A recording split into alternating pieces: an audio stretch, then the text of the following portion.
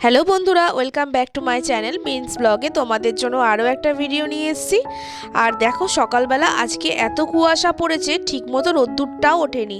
তাই ভাবছি আমাদের বাড়িতে তো ঠিকমতো তোমাদের বাড়ি নিচে দিয়ে দেখানো যাচ্ছে না, একেবারে ছাদে নিয়ে এসে দেখাই আজকে সূর্যটাকে। দেখো, পুরো কুয়াশাতে ঢাকা। আর আমি ঠান্ডায় ঠান্ডায় চলে এসেছি ছাদে একটু। আর ভাবছি ছাদে এসছি যখন একটু সেলফি নেব না, তাই একটু তোমাদের দেখানোর জন্য একটু সেলফিও নিয়ে নিলাম, একটু ভিডিও করে নিলাম। আর তারপরে চলে এসেছি সোজা টিফিনের জন্য। আর আজকে টিফিনে কি বানাবো সেটাও তোমাদের শেয়ার করব। আজকের টিফিনে হবে দুভাগে রান্না। একটা হচ্ছে সমস্ত সবজি, যেমন পেঁয়াজ কলি, ফুলকপি, তার উপরে আলু, এই সব দিয়ে। একটা হবে হচ্ছে আগের দিনে রাত্রিরে ভাত রাখা ছিল, বাসি ভাত, সেটা দিয়ে করব হচ্ছে ভাত ফ্রাই। আর আরেকটা হবে হচ্ছে বিকাশের জন্য ডালিয়া। তাই ভাবছি সব কিছু দিয়ে একটা ছোটোখাটো টিফিন হয়েই যাবে। আর দেখো, শীতের সব কিছু সবজি দিয়ে এই রকমভাবে ভাতগুলো ফ্রাই করলে কিন্তু দারুণ লাগে খেতে। আর আমরা প্রায়ই যখন ভাত ফ্রিজের থেকে যায় সেই ভাতটা নষ্ট করি না, এইভাবেই আমরা ভাজা খেয়ে নিই। আর আমার কথাটা একদম তোমাদের মানে নাকে নাকে লাগছে কেন বলো তো? আমার ঠান্ডা লেগে গেছে, গলা বসে গেছে প্রচণ্ড। যেহেতু ঠান্ডাটাও পড়েছে আর ছেলেরও সব কিছু স্টার্ট হয়ে গেছে, যার জন্য ভোরবেলা ছেলেকে নিয়ে বেরোনোর জন্য আমার অনেকটা ঠান্ডা লেগে যাচ্ছে। এই জন্যই গলা সর্দি সব কিছু একদম একসাথে ধরেছে। আর দেখো, আমি এখন সব কিছু সেরে নিচ্ছি। সকালে দেখবে টিফিনটা হয়ে গেলে মনে হয় যেন একটা বড় ধরনের কাজ আমাদের শেষ হয়ে গেছে। আর আমাদের সকালে প্রত্যেকটা ঘরেই টিফিন হলো মাস্ট। আর যেহেতু টিফিনের অনেক রকম আইটেম করতেও হয়, মানে একজন একভাবে আমরা খাই, আরেকভাবে বিকাশকে দিতে হয়। তার মধ্যে ছেলেটাকে আবার তেল জাতীয় জিনিস বেশি দিতে পারি না, ওর জন্য আবার আমি প্রেসারে আলু সেদ্ধ, ঘি দিয়ে ভাত করে ডিম সেদ্ধ দিয়ে খেতে দিয়ে দিই। আর এইভাবেই 3 ভাগের মতো টিফিন হতেই থাকে। আর ছেলে জানো তো, একদম ওটস ডালিয়া এইগুলো না খেতে চায় না। আর বিকাশ এইগুলো আবার পছন্দ করে, তার জন্য দুভাগে টিফিন আমাদেরকে প্রায়ই হয়ে যেতে হয়। আর আমরা এই সমস্ত মুখরোচক খাবার দিয়ে শীতটা কাটিয়ে দিই।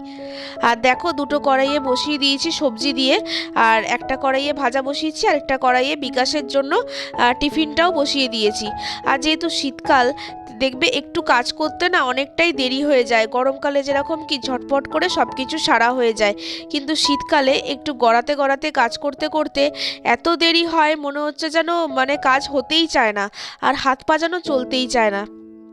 প্রতিদিনই এইভাবে চলতেই থাকে যতক্ষণ না ডিসেম্বর কি কাটিয়ে ফেব্রুয়ারি মাস পড়বে, ততদিন মনে হয় যেন এই কষ্টটাই চলতে থাকবে। আর দেখো, আজকে ওটসটা বানিয়েও নিয়েছি। প্রথমে ভেবেছিলাম ডালিয়া করব, কিন্তু না, ডালিয়াটা আর করিনি। যেহেতু ডালিয়াটা করতে অনেকটা সময় লাগবে, সেজন্য বিকাশ বলল না, এর থেকে ওটসটি করে দাও, তাড়াতাড়ি হবে। আর আমাদের হচ্ছে ভাত ফ্রাইটাও হয়ে গেছে। এখন একটু গরম গরম নামিয়ে খেয়ে নেব, তারপর হচ্ছে সব কিছু কাজ আবার শুরু করব। আর এইগুলো না ঠান্ডা হয়ে গেলে না একদম ভালো লাগে না। আর খেয়ে দিয়ে টিফিন সেরে তারপরে গেলাম ছেলেকে অ্যাবাকাস থেকে আনতে। যেহেতু আজকে সানডে, ছেলের অ্যাবাকাসের ক্লাস থাকে, তোমরা খুব ভালো করেই জানো।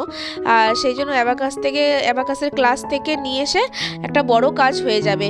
আর তারপরে ছেলে বায়না করলো, মা ডাব খাবো।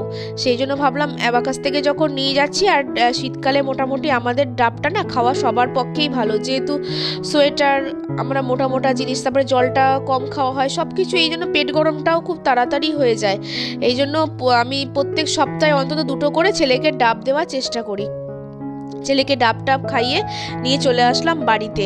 আর তোমরা দেখেছো আমার আগের ব্লগে এই গ্রিলের কাজগুলো যে হচ্ছিল, সেজন্য গ্রিলটা কমপ্লিট হয়ে গেছে। আর দেখো, লাগানোটাও কমপ্লিট হয়ে গেছে।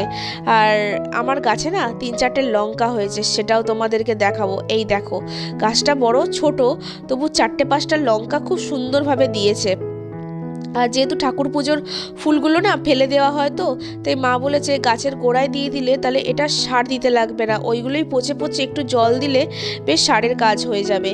আর কাজকর্ম সেরে ভাবছিলাম কি করব, তাই একটু ইউটিউবে লাইভও এসছি।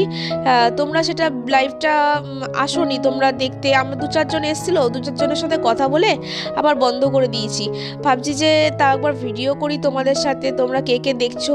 আর তোমরা লাইভে কিন্তু আসছো, দেখছো, চলে যাচ্ছো, আমার সাথে কিন্তু কিন্তু কেউ কথা বলছো না, এটা কিন্তু খুব খারাপ লাগছে।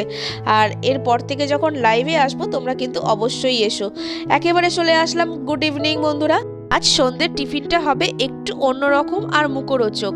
আগের দিন দেখেছো মুখরোচক হিসাবে আমি এগরোল বানিয়েছি, তা আজকে বললো আজকে একটু সবজি দিয়ে ঝাল সুজি বানাও, আর সেই জন্য টিফিনটা সেরে নিয়েছি ঝাল সুজি দিয়ে।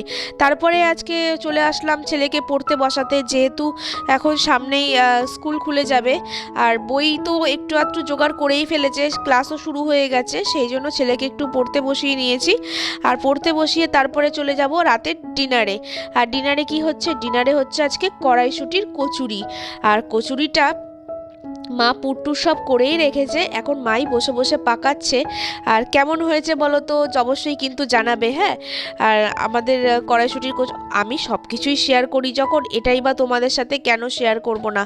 আমার প্রত্যেকটা দিনের ব্লগে তোমরা আমার প্রত্যেক দিনের খাওয়া দাওয়া, আমার লাইফস্টাইল, তো আমার তারপরে বিনীতকে কিভাবে আমি মেনটেন করি, কিভাবে পড়াশোনা করাই, সব কিছুই তোমরা দেখতে পারবে। আর দেখো এখন মোটামুটি সব কচুরিগুলোরই পুর ভরা হয়ে গেছে। এদিকে আমি কড়াইয়ে বসিয়ে দিচ্ছি তেল, আর তরকারির মধ্যে আছে আলু আর ফুলকপি দিয়ে তরকারি।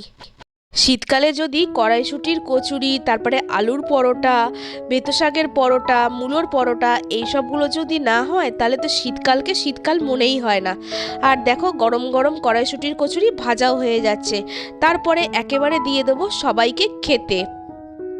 দিয়ে দিয়েছি সবার খাবার রেডি করতে, সাথে ছিল কড়াইশুঁটির কচুরি আর ফুলকপি দিয়ে আলু দিয়ে মটরশুঁটি দিয়ে তরকারি।